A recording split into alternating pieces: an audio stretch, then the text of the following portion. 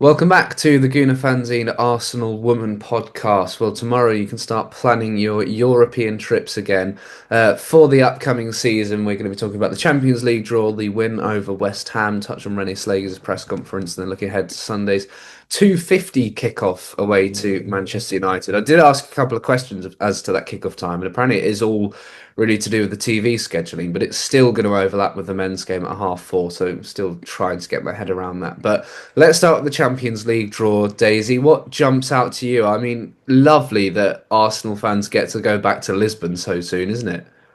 Absolutely, yeah. I think that's the one that stood out for me because I was deciding how many I was going to try and get to. Obviously, you want to spread it out depending on last season. We didn't expect Arsenal to go as far as they did, so I didn't plan that very well. But then I just kind of had to find a way to get there. I couldn't not really be there for a lot of them, but yeah, definitely going back to Portugal, going back to Lisbon stands out for me. I think it'll be at a different stadium from what I've heard, but Yes, I yeah. absolutely just fell in love with the country as a whole, and even said I would be tempted to go back on a holiday there. So that's kind of worked out. Maybe not as sunny as we remember it, depending on when we end up going there. I don't know if that's going to be towards sort of next year or when that will be, but a lot of, it's a lot of tough fixtures for a lot. I know we've looked at the draw and thought the better maybe of the outcomes that we could have got. Obviously, Chelsea sticking that Barcelona fixture in there, but if we look at, tough fixtures that we lost last season, Lyon at home, we lost, Bayern away, we obviously lost under a different situation in a different situation, but there's some really tough fixtures out there still. But I gotta say, yeah, definitely for me, it's going back to Lisbon.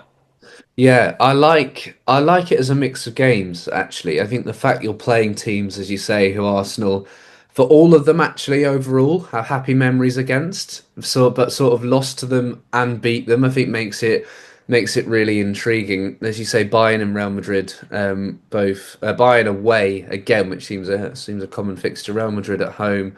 And yeah, all the home games at Meadow Park, which is sort of the discourse has been whirring again. But I do think there is just a big difference in women's football and men's in terms of midweek games. We've had Conti Cup semi-finals that haven't been sold out at Meadow Park. I just don't think Arsenal can justify, getting Emirates Stadium when the crowds really aren't. You can't see anything north of really 15,000 for a midweek game. And I know Meadow Park's a massive drop off on that, but I actually think from an atmosphere perspective, especially the Bayern game is the case in point here. I think it's almost worth a sacrifice considering all the WSL games being at the Emirates. I don't know what you think. Yeah, I agree. I think if you look back to that Bayern game, the atmosphere in at Bournemouth was like nothing I've ever felt before. And obviously the Emirates, we had some great games in there. We obviously had I think it was Real Madrid was one of the ones that I really enjoyed because we were all condensed into one section. Then we kind of built on that when we did midweek Leicester that got moved WSL midweek from Bournemouth and ended up being at the Emirates. That too was a quiet not as many people, but all were sort of grouped together. So I think in that case it probably would have worked, but it's not the same. It's a new kind of system with this league phase. You don't know what people are gonna turn out. I think you can definitely build on Bournemouth, and it's nice that we still have that. I think we spoke a lot about kind of losing that, and obviously still having cup games, and but losing it in the league and not having as many fixtures there. I do miss it in a way, and I do think it brings a whole different group, a different atmosphere, a different feel to it than it does us all being at the Emirates, and that benefits us in different ways. So I actually quite like it, and I think it will be interesting to see if that actually benefits Arsenal in performing, which I think it has done on many occasions. Obviously, we've seen a few cup losses here and there at Bournemouth, but I think all in all, we wouldn't have been able to do what we did so well against Bayern to come back and win that if we hadn't have been in that incredible atmosphere at Bournemouth. So I think if you can build on that and have a good crowd there, which I think you will, we were having a decent crowd in pre-season. So if you're looking at the Champions League, you'd expect more to show to that. So I think it's going to benefit Arsenal in a sense. That atmosphere, the players love playing there. So there's lots to kind of talk about in a positive sense. But I can see the other side as well. It's wanting to build, but it's just difficult to understand the audience and how many actually turn up, like you say, in the middle of the week. So yeah, Benfica, a trip to Lisbon. Now, they're main stadium isn't actually far from Sporting Lisbon's in terms of where the Champions League final was, but their academy stadium where the women play is actually the other side of sort of the river, which might even be a sea from where I had a brief glimpse on Google Maps earlier. So do plan accordingly. Wait for that stadium to be announced. Don't make the mistake I did about the Juventus game where I stayed in Turin and then realised it was an hour and a half train away in Biella.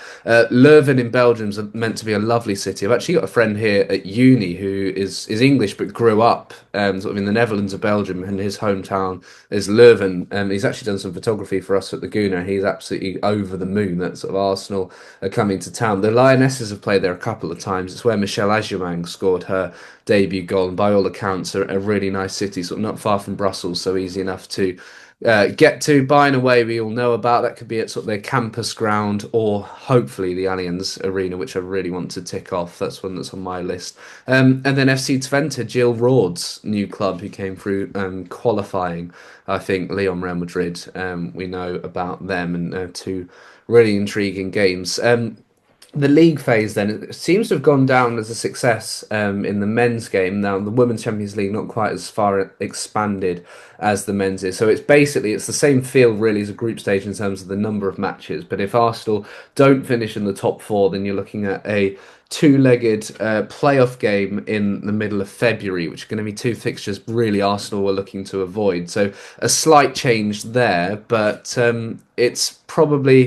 it's not really going to work out any differently, I guess, football wise and fixtures wise, unless Arsenal do need to go into the playoff round to last season's group stage.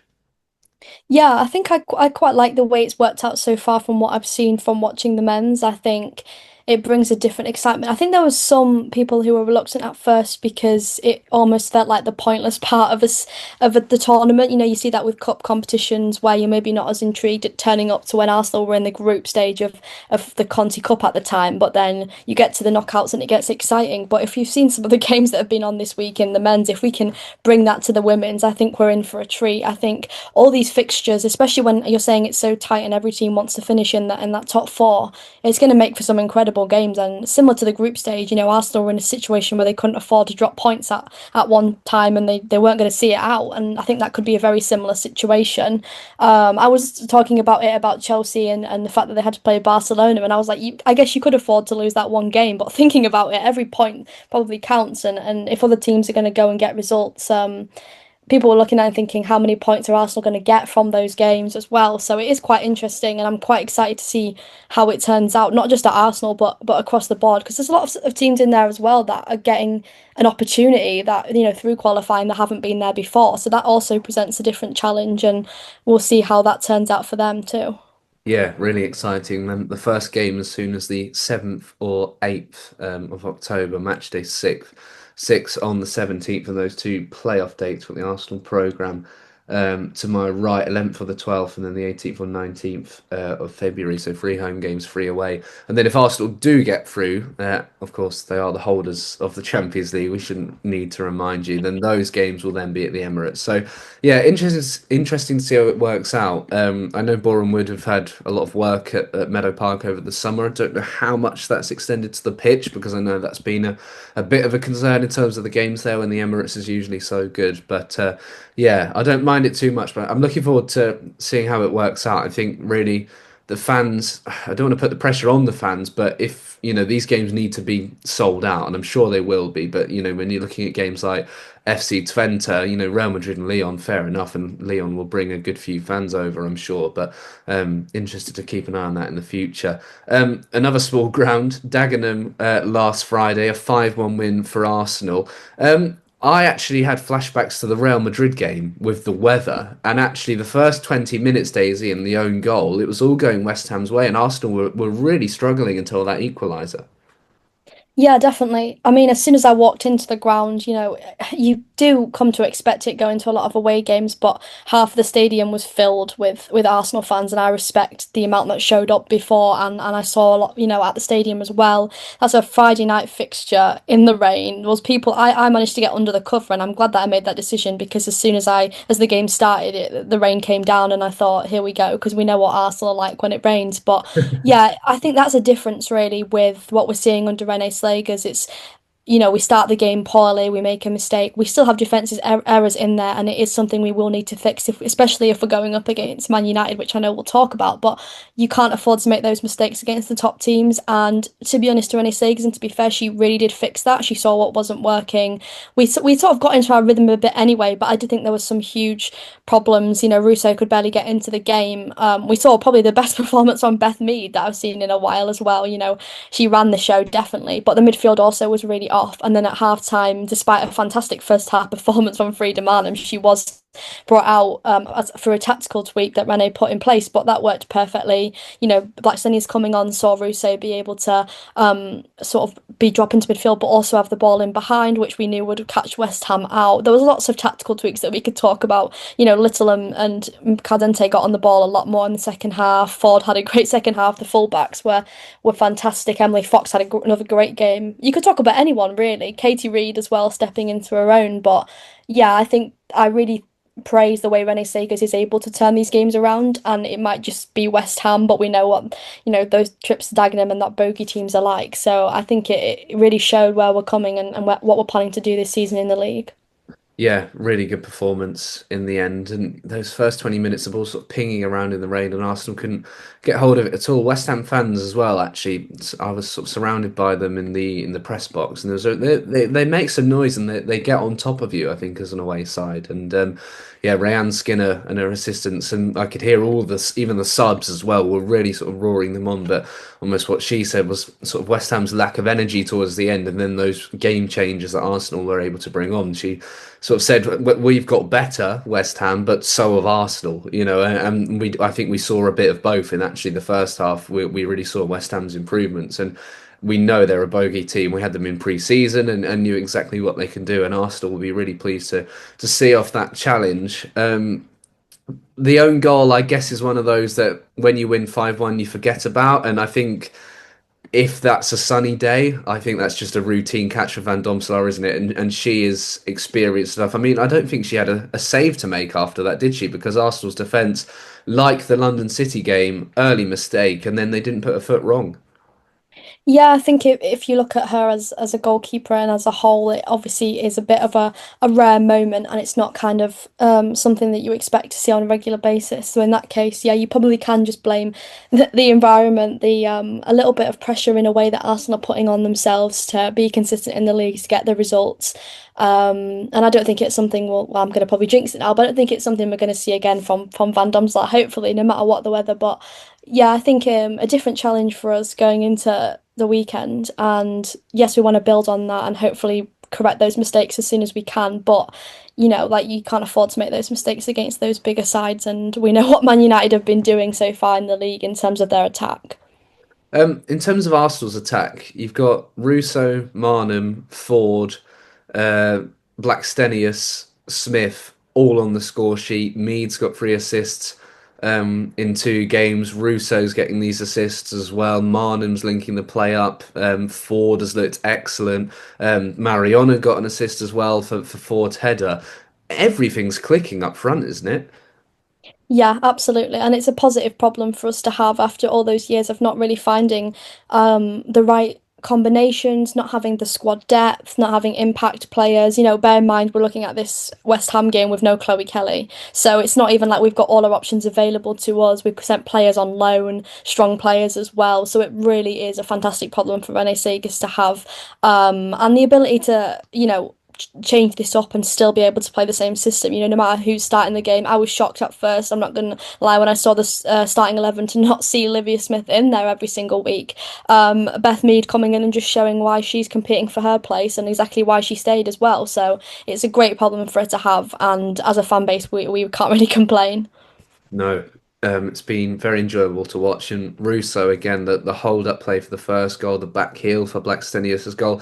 I mean, we've been on these podcasts saying we don't think it works as a 10, but she really came to life in that position because Blackstenius was needed as well. And I really wasn't sure at half time whether keeping Russo on because Marnham got taken off. And I sort of asked Renee how did that conversation go essentially because she was really good in the first time. She just said, yeah, short conversation. I said it's for tactical reasons, and that was a short communication. I thought that was a really interesting insight actually into that. That you can play as well as you like, but actually, if this is what's required for the team, it's as simple as that. And we know Frida Marnham's a professional, but I thought that was just quite an interesting look into how maybe Rennie Slagers as a manager deals with that. And in the end, it was a maybe a ruthless decision, but one that paid off. Yeah, we're 2 games in and we're already seeing, I think, more of Renee Slagers as a manager than we maybe have. Last season was a bit of a different scenario. She came in halfway through the season. She needed to settle the squad. She needed to get the results. And there was criticism for certain players not playing because we just went with what was working. And when she found that midfield combination of Mariona and Little in the pivot and having Marnham in front, it worked. And we saw that again, obviously causing some discussions online, obviously, with certain players missing out. But I think Renee is a very particular manager. I think she knows what works. And of course, players, can make an impact. Things can change. We've got, she's talked about the fact we've got multiple competitions coming up as well. So that does change situations and different players may play. But I think she's very particular in her ways and rightly so because it is working. But we have seen more rotation up front than we have obviously in the other positions. So I don't expect too much to change from Renee because I think she knows what works and she's going to stick to that. And as rotation happens in Cup and other competitions, we'll see how that develops. Yeah, I mean, I've got a few thoughts on the Kyra Cooney-Cross situation, and I'm happy to be proven wrong. But like to put it very simply, we're 2 games into the season. This is a midfield duo that, in their last game of last season, won the Champions League against Barcelona's incredible midfield. It's Kim Little and Mariona Caldente. Now, a Kyra Cooney-Cross is not going to start the first game of the season unless one of those two, unless you're going to drop one of those two, which you're not going to do for the first game of the season. Second game of the season, West Ham away on a Tuesday night. I thought Kim was really good against London City. I thought Mariona struggled in the first half against West Ham, but I thought Kim still, was sort of dragging Arsenal forward. I get maybe thinking about her coming on, and that was maybe a game she could have influenced. Victoria Pelova comes on instead with 11 minutes to go, but I just think we're too early on in the season, and I've also seen so many people worry when Leah Valti left that Arsenal need to sign a midfielder, but now the concern is that they're not using one who's already there. So if Arsenal would sign a midfielder, then Kyra Cooney-Cross perhaps has even less of a chance of playing. I just think we're too early into the season, into a season where there are so many games still to come, and actually with Arsenal not signing a midfielder, that surely helps Kyra Cooney-Cross's case even more. The fact that they're backing the likes of her and Victoria Pelova to really challenge for their place. Yeah, I mean, this is such a huge discussion, isn't it? And we could go on all day. I think we could do a whole podcast just talking about the midfield. But I think it's very, written about this, spoken about this, debated online about this. I think it's a very specific system that Renee Sagers wants to play. Over the summer, there was a demand for us to sign a defensive midfielder, a traditional number 6. I don't think that would be what Renee Sagers would go for. I didn't see she would be looking to change her system. I think the reason people are calling for it and potentially calling for Kyra is defensively we have not made a few errors, but we've had a few weaknesses, and people have looked at that as, oh, it's because Arsenal are not good in the transition and the midfield is costing us or losing the ball. And I think that's just a part of the way that Renee Sagers plays. I think that it works with Mariona and Little. I think we've seen that sometimes you need to change that, bring a few different players on, and it works better, and that's fine. I think Palova's getting more of an opportunity because Renee's testing her in multiple positions, and the fact that she can and is willing to play the number 10 and sometimes swap with Marnham has benefited her in getting to come off the bench and impact the game and have more of a role in that sense, whereas Kyra we're seeing less because of her specific role. But I do expect that you can't see Little and Mariona playing every single minute of all competitions. I would be very surprised if that happened, and those moments will come for Kyra. And we saw it happen last season. She had a period where she was playing every week really, really good, and then all of a sudden, something changed, or I think there was an injury or something that saw Little miss out, and Kyra coming in. That could happen again at any point. That could change, and she got to take that opportunity when she gets it. But it is 2 games in. Let's review this again in sort of 10 Yeah. games, 15 games in, and we'll see if we're in a different position. We probably will be, but rightly so, and it is too early to make that decision right now. Yeah, and I think fair enough have concerns. I think Arsenal have a track record that's maybe not great, in this sort of thing. And we're going to touch on Jenna Nighswonger in a moment, and people will rightly argue, is history repeating itself? But we're 2 games in, Arsenal have won 4-1 and 5-1.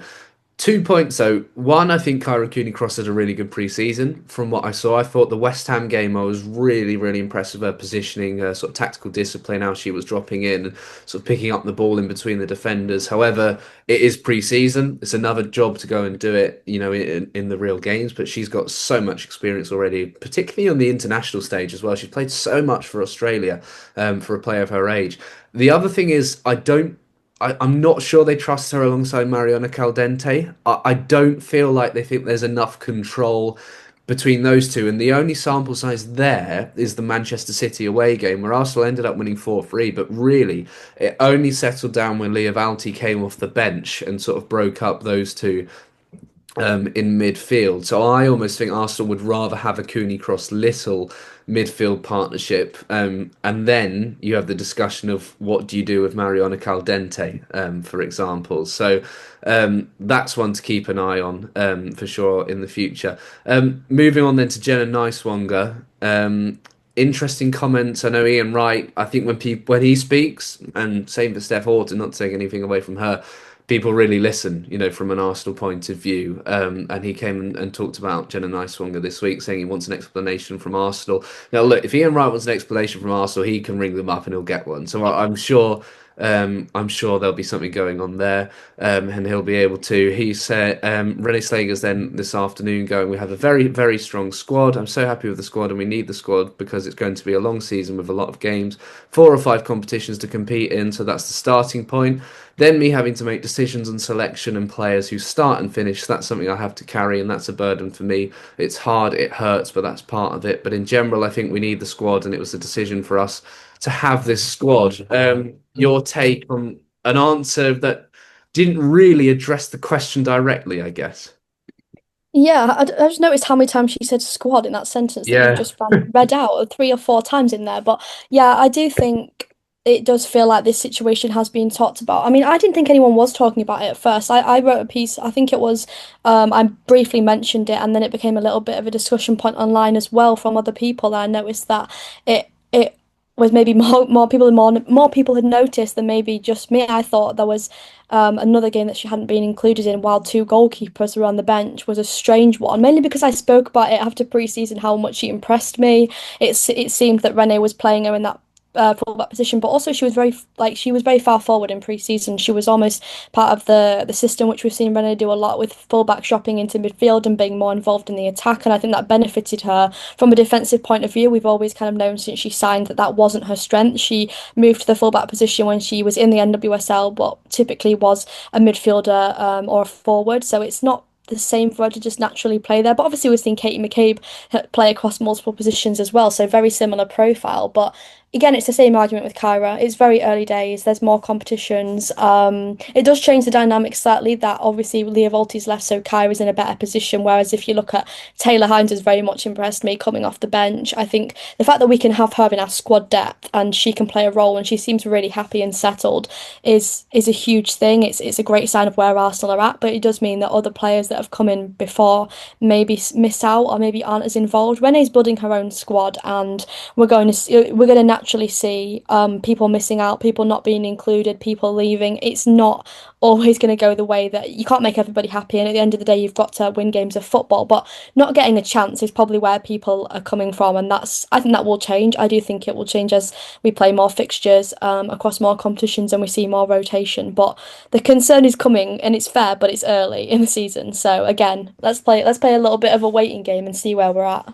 Yeah, it just seems like we've got 1 or 2 of these every year, but I Yeah. think other big clubs do, to be honest. I think when you are looking to build these big squads and compete across all competitions, very hard to have one massive happy family. And I think sometimes this can happen. And how much of a Renée Slager signing she was, I think maybe that also the answer in the questions, maybe not hinting to the club, but almost saying, she's not exactly gone out and said Jenna's a great player. She'll get her opportunity. We haven't even had that sort of answer, which she might with other players. So it's on my list for Sunday at Manchester United in terms of really chasing that up. And because two goalies on the bench, fair enough. That's a big argument. The non-league team I follow won't even have one on the bench. They're allowed five subs, and they would rather have five outfield players. So to have two goalies on the bench, and I know you could argue you don't need two left backs on the bench as well, but it seems a bit much. It seems there's something going on, and maybe it's almost a subtle message to the club from Renee Slagers just saying, look, this player is not part of my plans. And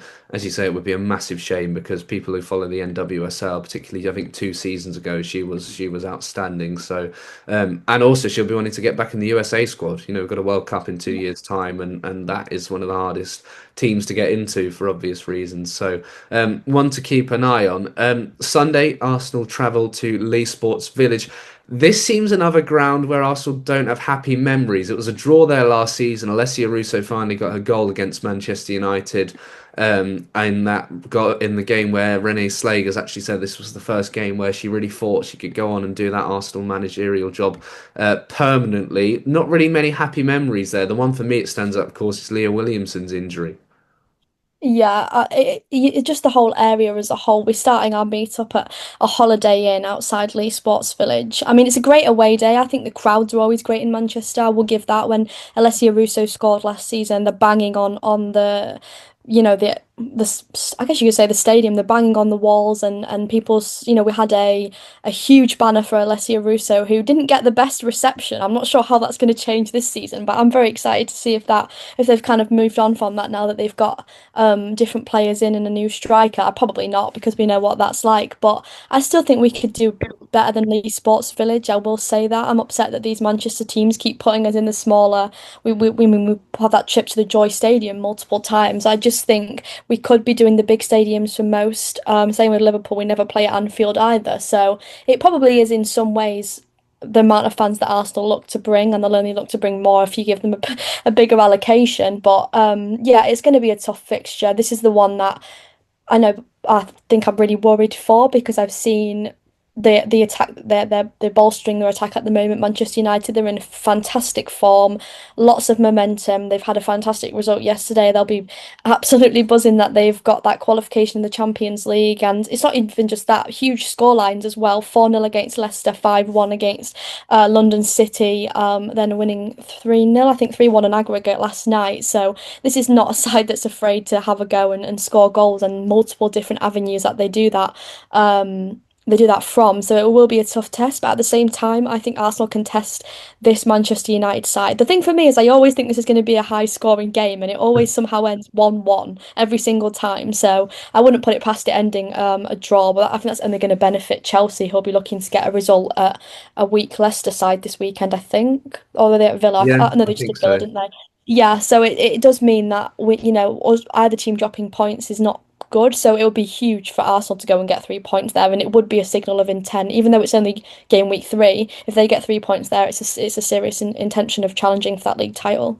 Yeah, completely agree. I think there's a lot to like about this United starting 11, but against Bran last night, Bran had a full subs bench. You can have, I think, 11 or 12 in the Champions League. United had 7 players on the bench, and I know they've got these injury problems, but you touched on the game being at Lee Sports Village.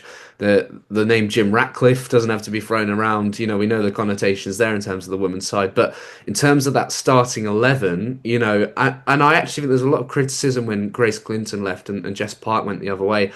My hot take is that there's actually not it's not massively detrimental to United as much as people said it is. I think Jess Park's a really good player who I've liked for quite a while. If she can sort of get rejuvenated there, Jamie Spanger did a really good piece, sort of tactically looking at her transformation there for the halfway line, which I'd urge people to read. But she's playing out wide. She scored a cracking goal against London City. They've got the forward options of Elizabeth Turland and Melvin Mallard. Rachel Williams can always be called upon from the bench as well.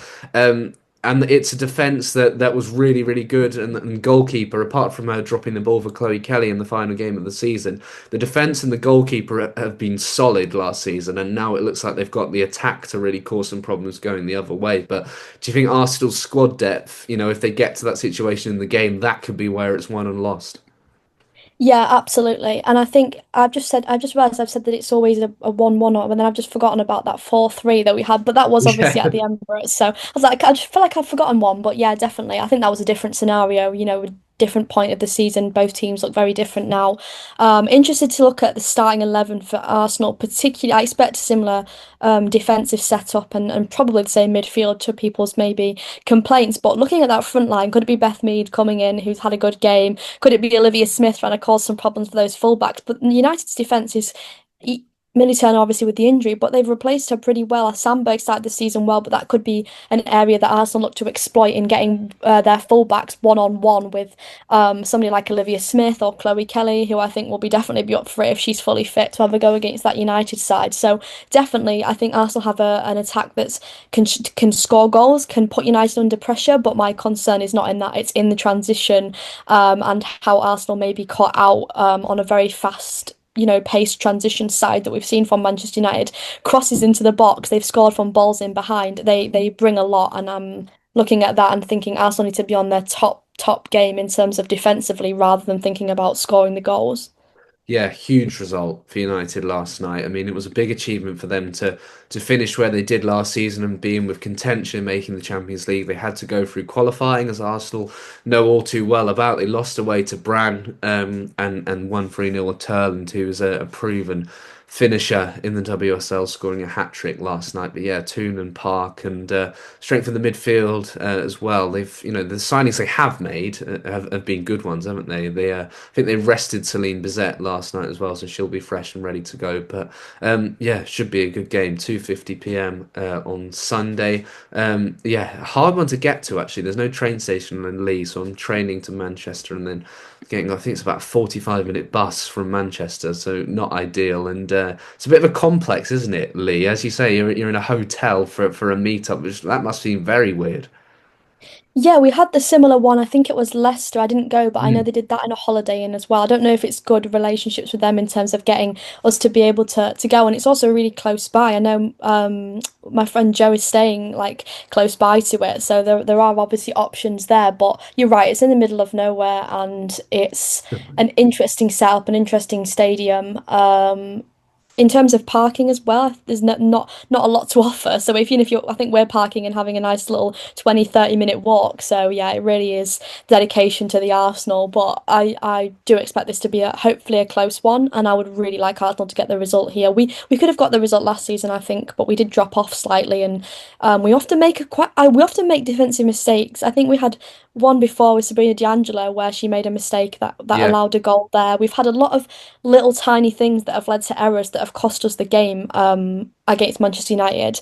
And I think we that needs to be something we improve. And if we can get that right on Sunday, we're in with a really good chance of getting a result.